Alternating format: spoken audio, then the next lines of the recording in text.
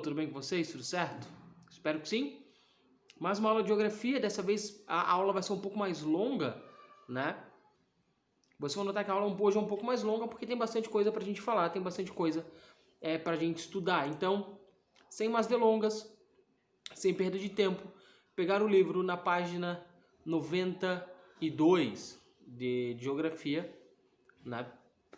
E ali a gente vai ler climas e formações vegetais que a gente trabalha no continente europeu, então, portanto, os climas e as formações vegetais da Europa. Os climas são influenciados por diversos fatores, já falei disso, um pouco deles na hora que eu falei do relevo, né? Questão das barreiras e corredores formados pelas cordilheiras. Mas os outros fatores, além são altitude, relevo, massas de ar, maritimidade, continentalidade e correntes marítimas. Isso tudo a gente aprende lá no sexto ano, né? Mas eu não consigo voltar nesse vídeo, explicar tudo, o que é cada fator. Se você tiver uma dúvida, no mesmo canal que eu posto os vídeos, você tem ali fatores do clima parte 1 e fatores do clima parte 2, que são aulas do sexto ano. Dá uma olhada lá se você tiver alguma dúvida sobre essa influência desses fatores no clima. Dá uma olhada lá, são 2 vídeos e são bem interessantes para você ter uma ideia. O clima da porção ocidental europeia é bastante influenciado pela corrente marítima do Golfo, que ameniza as temperaturas da área sob influência, como Noruega, que se encontra em altas latitudes. Ou seja, tá vendo ali? Esse mapa que eu estou botando aqui, já está provavelmente desde o começo, ele é o mesmo mapa da página 92 do livro, que é a que eu pedi para abrir lá no começo da aula. E você vê que tem umas faixinhas vermelhas, é aquela corrente marítima do Golfo. A região do Golfo é uma região de água muito quente, e ele leva essa água quente para porções mais frias e mais geladas da Europa.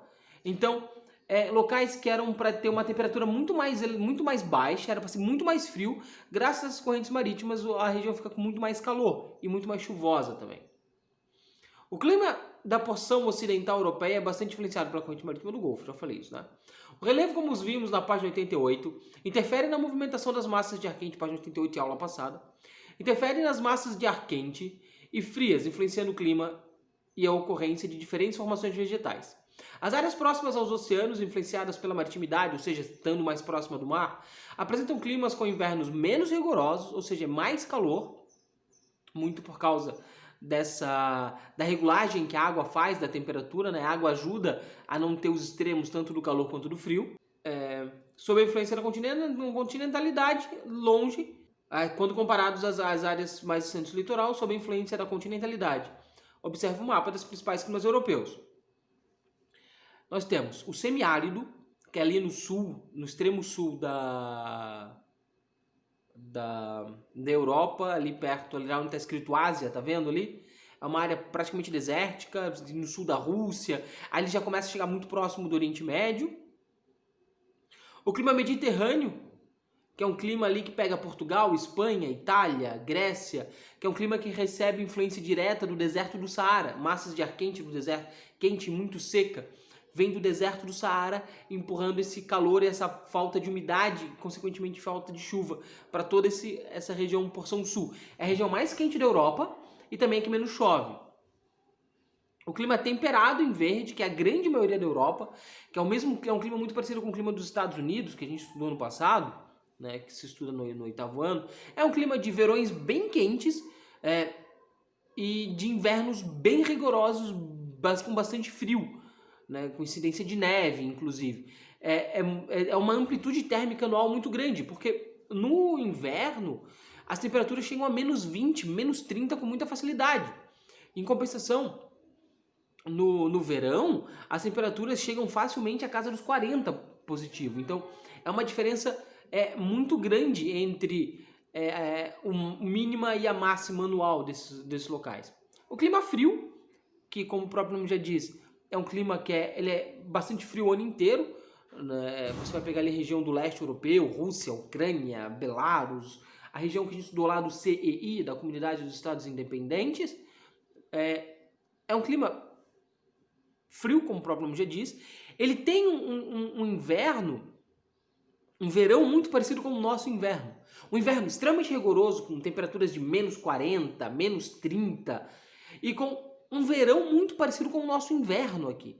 Temperaturas ali na casa dos 20 graus, um pouco mais, um pouco menos, mas raramente passa ali dos 30 graus, muito raramente passa dos 30 graus. Então é uma área de temperaturas baixas o ano inteiro.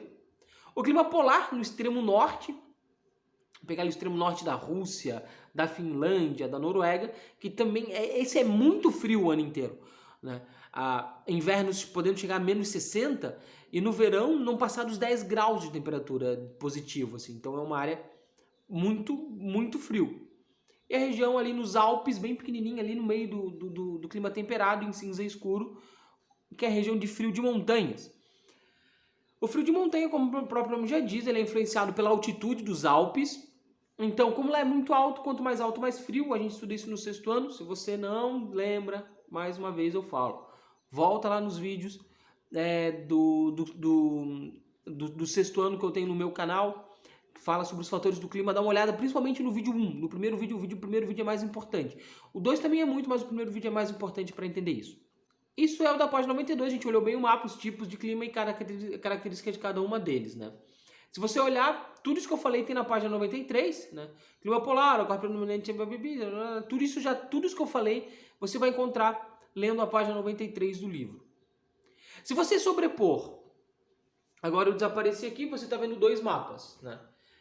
Europa, porque vocês estavam vendo que era o clima, Europa Climas, e agora você está vendo também ao lado Europa Vegetação nativa. Se você sobrepor um ao outro, você vai notar que existe uma similaridade entre eles.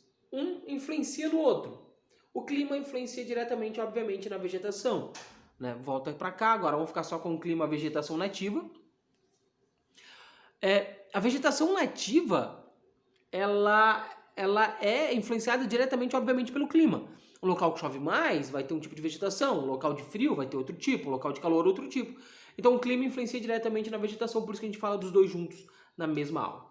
Então nós temos floresta boreal ou taiga. Eu vou usar mais o nome taiga.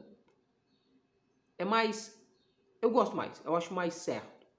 Floresta temperada, estepes e pradarias, vegetação mediterrânea, vegetação de montanha e tundra. Se você viu a thumb do vídeo, essa thumb meio esquisita que eu fiz, ela é uma foto da vegetação temperada, que se você olhar no mapa, ela é muito maior na Europa do que qualquer outra.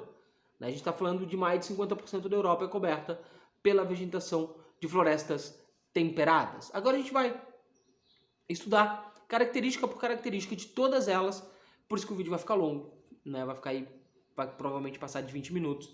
Né? Aqui eu já tenho mais ou menos uns 8 já gravados. Posso cortar também, enfim, ficar menor. Floresta temperada, página 94. Floresta temperada é vegetação nativa predominante no continente europeu, ocupando várias áreas de leste a oeste do continente. Essa formação vegetal está associada ao clima temperado. O nome já diz e já ajuda. A característica mais marcante da floresta temperada é a mudança de cor das folhas das árvores durante o outono, que passam do verdes para tons alaranjados, avermelhados, marrons, né? Que é essa foto que está aqui do lado. E em seguida caducam e caem. Elas ficam fracas e caem.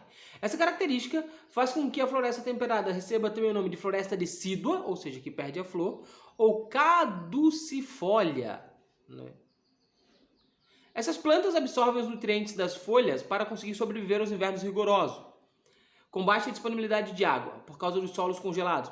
O frio é tão grande que congela a água que tem abaixo do solo. Então, essas árvores da floresta temperada, então, durante o inverno, elas não conseguem sugar essa água, portanto, elas perdem nutrientes, então elas ficam dessa maneira, jogam as folhas fora para economizar energia, né? E também pegar todo o nutriente que essa folha verde tem e guardar dentro do tronco.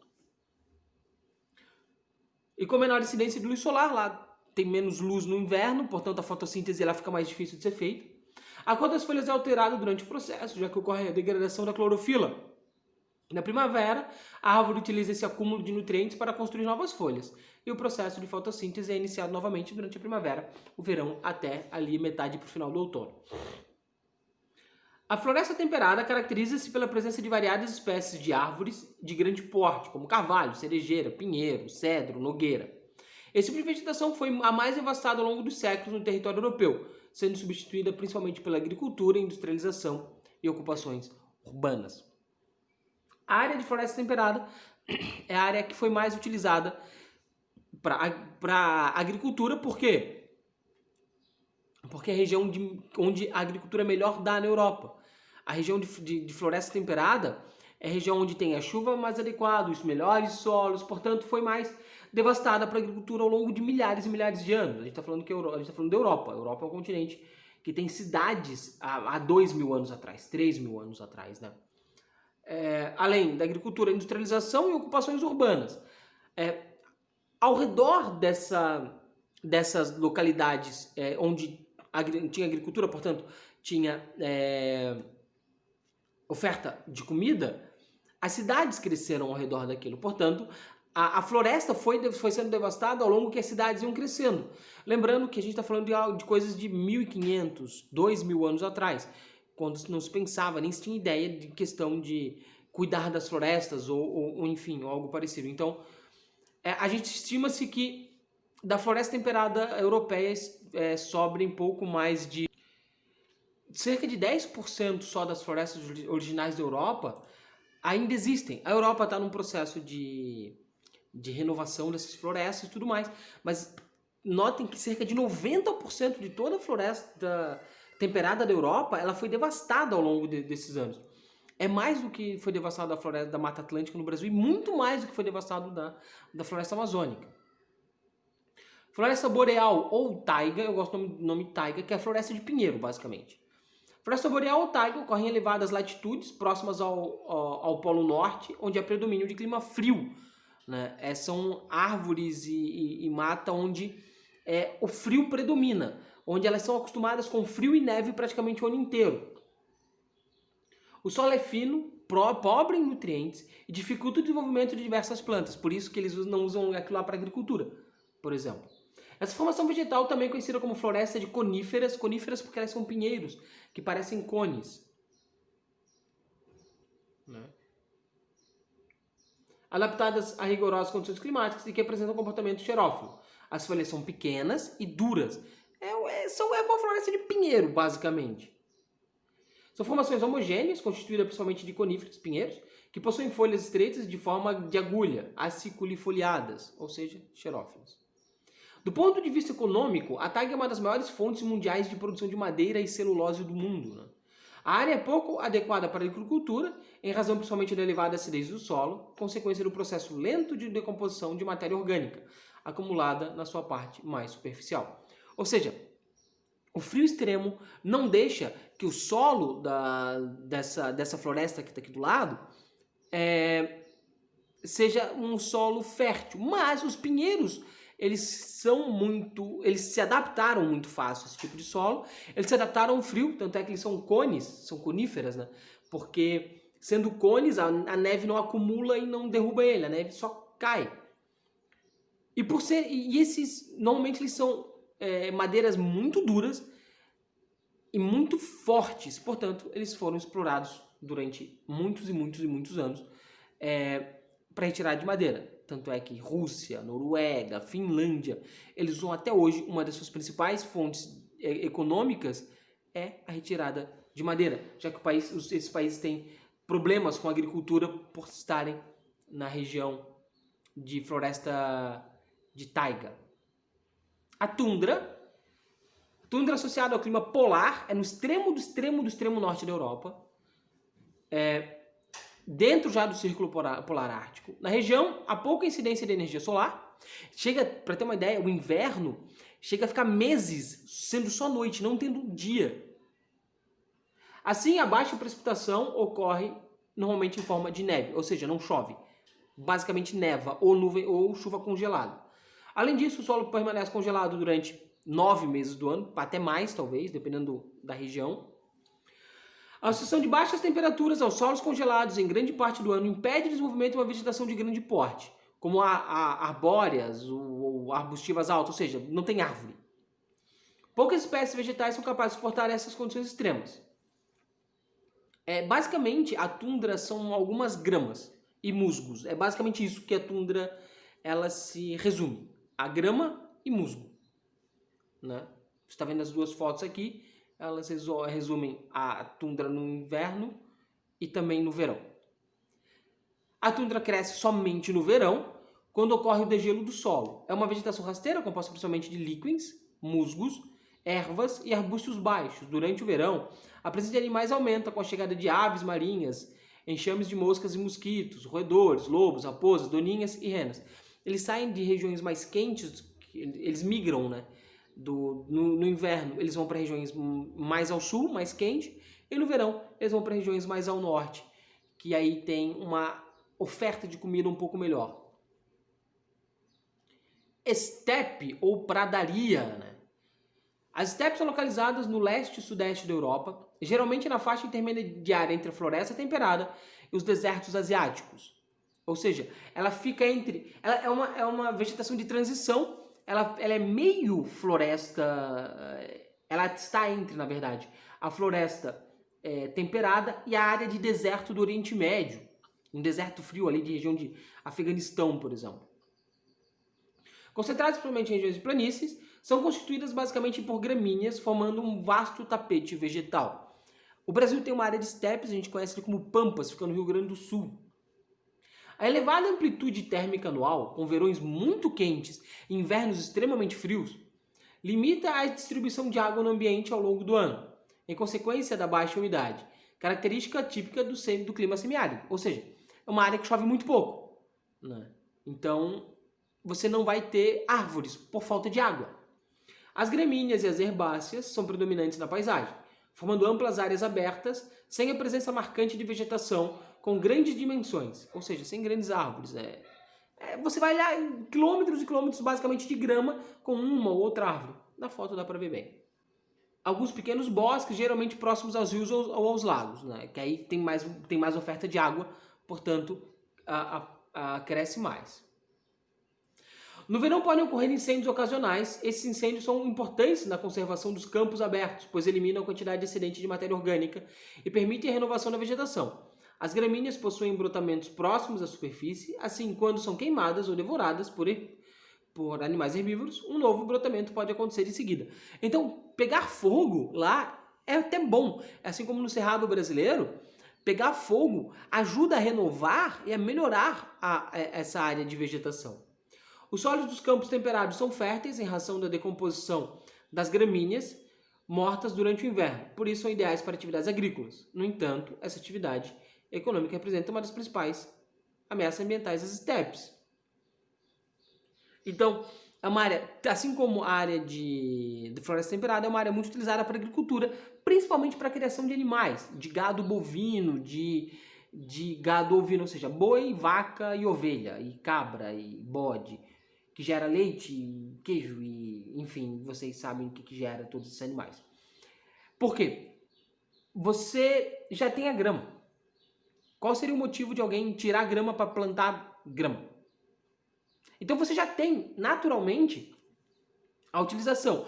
E sabe o que é mais legal? Se a utilização das steps for feita de maneira correta, de maneira bem feita, ela é boa para steps. Ao invés de devastar, você vai estar ajudando.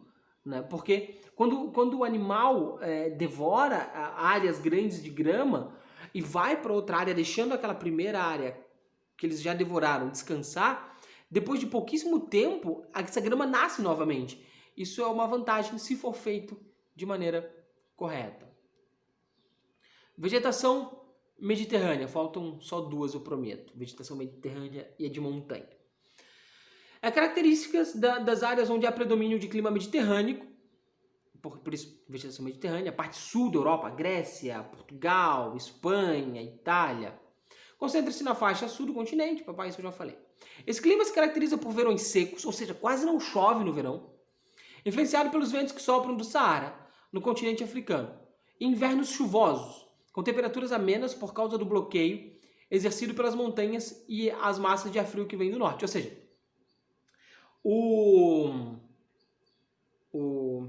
os Alpes, os Apeninos, aquilo que a gente estudou na aula passada, eles formam um bloqueio, onde segura a massa de ar quente ali por muito tempo, do Saara, quente e seco durante o verão inteiro, mas que no inverno não deixa o frio rigoroso que vem do norte chegar ali. Então, eu digo que o clima mediterrâneo é muito parecido com o sul do Brasil, com invernos frios, mas nem tanto, e verões bem quentes, com bastante calor. A única diferença é na questão da chuva. Como aqui no sul do Brasil chove o ano inteiro, lá são pouquíssima chuva no inverno, no verão, desculpa, pouquíssima chuva no verão, com muita chuva no inverno. Né? E a vegetação ela acaba sofrendo esse problema dessa dicotomia de muita chuva durante metade do ano e nada de chuva durante outra metade do ano. Né? Isso é um problema. As particularidades do clima mediterrâneo favorecem o crescimento de espécies arbóreas e arbustivas que crescem distantes uma da outra. Ou seja, você não vai ter aquela floresta densa, tipo a floresta amazônica, ou a mata atlântica, ou a floresta temperada, que são árvores uma muito próximo da outra. Justamente por a oferta de água não ser tão grande durante o ano inteiro, as árvores elas não conseguem ter um crescimento de uma maneira, digamos, boa. As espécies vegetais dessa área são adaptadas às condições climáticas, possuindo troncos geralmente mais largos, com poucas folhas, evitando a transpiração e fazendo a planta resistir aos longos períodos de estiagem. Os troncos mais largos, eles acabam segurando a água por mais tempo. Então eles retêm e viram uma grande, entre aspas, caixa d'água no verão, e no inverno eles seguram aquela água. Tem poucas folhas pequenas e tal, para que no verão eles não percam essa água e acabam não morrendo.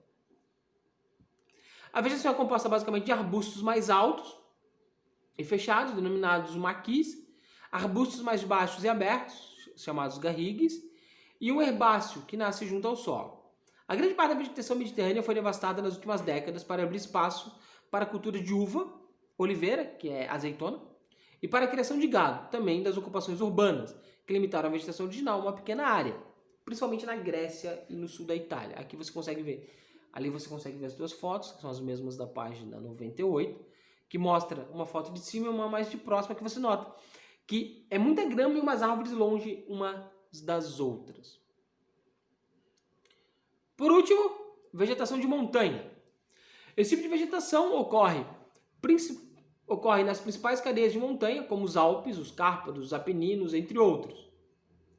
A vegetação de montanha ou de altitude varia conforme a altitude do relevo. Quanto mais baixo, quanto mais alto, né, ela tem diferença das áreas mais baixas para as áreas mais altas. Pois a temperatura diminui à medida que a superfície se eleva. Além disso, o alinhamento da montanha em relação à incidência de raios solares afeta as condições climáticas locais. Ou seja, dependendo do lado da montanha, vai ter mais sol ou menos sol. Isso vai, obviamente, influenciar na vegetação. E também, dependendo do lado da montanha, vai ter mais ou menos chuva. Então, uma mesma montanha pode ter, em 3 lados diferentes, por exemplo, 3 vegetações completamente diferentes uma da outra.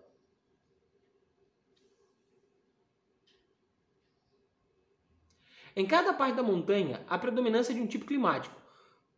Por isso, há diferentes tipos de vegetações ao longo dela, podendo apresentar coníferas e estepes, por exemplo, de acordo com a altitude que se encontram. Em altitudes mais elevadas, próximas ao topo, as temperaturas são mais baixas, o solo é mais raso e a neve. Assim, há um domínio de líquens, musgos, assim como a tundra. Espécies vegetais rasteiras adaptadas às condições rigorosas. Logo abaixo desse estrato, numa área menos fria, encontram-se espécies herbáceas e gramíneas, de menor porte. Em seguida, na parte mais baixa da montanha e, consequentemente, com a temperatura mais amena, encontram-se florestas de coníferas, assim exatamente como essa imagem aqui. Então você tem uma área mais alta de clima quase polar, muito parecido com o clima polar, aí depois você tem uma área ainda muito fria, e depois é de coníferas, até chegar na base, que aí a base vai ter a cobertura vegetal para onde ela está virada. Se ela está virada para a Mediterrânea, vai ter cobertura vegetal mediterrânea. Se o lado estiver virado para estepe, vai ter estepe. Se o lado estiver virado para floresta temperada, vai ter floresta temperada. Então, esse é o clima de montanha, ele é um pouco mais complexo. É um pouco mais complexo de entender, mas vocês conseguem entender, eu tenho certeza. Então, esse é o clima e a vegetação da Europa. Eu sei que foi uma aula bem longa. Eu sei que muitos aqui vão pausar, vão voltar legal, normal. Muito obrigado por ter assistido tudo. Façam tudo que eu peço lá no Moodle, todas as atividades. E até a próxima.